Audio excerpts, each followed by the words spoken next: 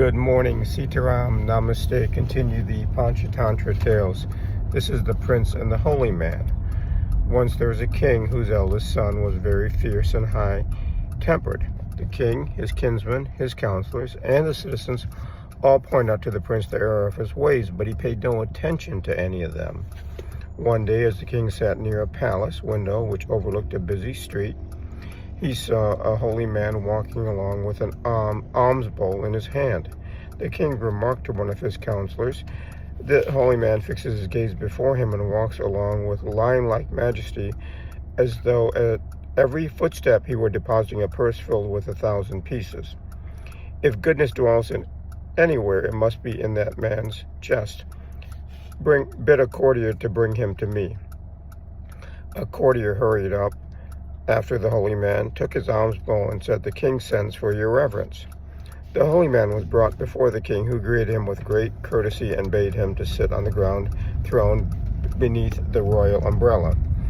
As the sage was fed on the food which had been made ready for the king, and they talked, the king learned that upon the death of his parents, the holy man had gone to dwell in the Himalayas, that he might seek wisdom in silence and meditation. He had dwelt there a long time, but at last the need for salt and other necessities of life brought him back to the paths of men. "Where are you going now?" asked the king. "I'm in search of a dwelling place during the rainy season," answered the holy man. "Will you not dwell in a hermitage in the garden of the palace?" asked the king, and he showed him a hermitage which had one cell for the day and one cell for the night. Henceforth the sage dwelled there, and 2 or 3 times each day the king visited him. At last the king told the holy man his grief over his son, whom the people called Prince Wicked.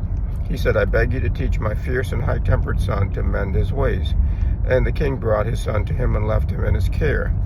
The holy man took the prince for a walk through the garden. The sage paused before a seedling and says, "Taste a leaf of that little tree, prince, and see what it is like." The youth stopped, plucked one of the leaves, and tasted it. He spat it out and coughed and spat again to get the taste out of his mouth. "What is the matter, prince?" "So, sir, today the seedling only suggests poison, but if it is allowed to grow, it will prove the death of many people."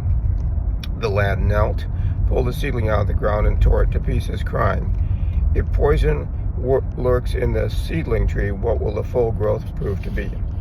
The sage picked up the torn and bruised seedling and gazed sadly down on it. At last he said, "As you have acted towards this seedling, the people of this kingdom will act towards you, for they fear the kind of king which Prince Wicked may become.